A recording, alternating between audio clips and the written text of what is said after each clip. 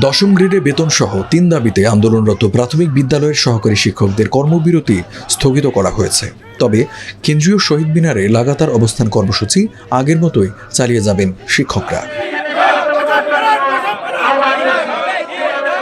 সচিবালয়ে সরকারের প্রতিনিধিদের সঙ্গে বৈঠক শেষে ৯ নভেম্বর রবিবার রাত 10:15টায় প্রাথমিক শিক্ষক দাবি বাস্তবায়ন পরিষদ এর আহ্বায়ক মোহাম্মদ শামসুদ্দিন মাসুদ একথা জানান।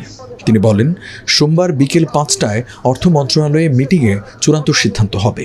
কর্মবিরতি কর্মসূচি আপাতত স্থগিত থাকবে, তবে লাগাতার অবস্থান কর্মসূচি চলবে। সচিবালয়ে বৈঠকে প্রাথমিক ও গণশিক্ষা মন্ত্রণালয়ের সচিব আবু তাহের মোহাম্মদ মাসুদ রানা সভাপতিত্ব করেন।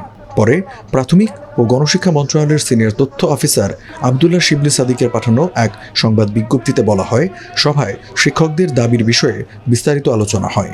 বিষয়টি অর্থ মন্ত্রণালয়কে অবহিত করে যথাসম্ভব দ্রুত দাবিগুলো সমাধানের বিষয়ে প্রাথমিক ও গণশিক্ষা মন্ত্রণালয়ের পক্ষ থেকে সহযোগিতা দেওয়ার আশ্বাসের পরিপ্রেক্ষিতে শিক্ষক নেতারা চলমান কর্মবিরতি স্থগিতের ঘোষণা দেন।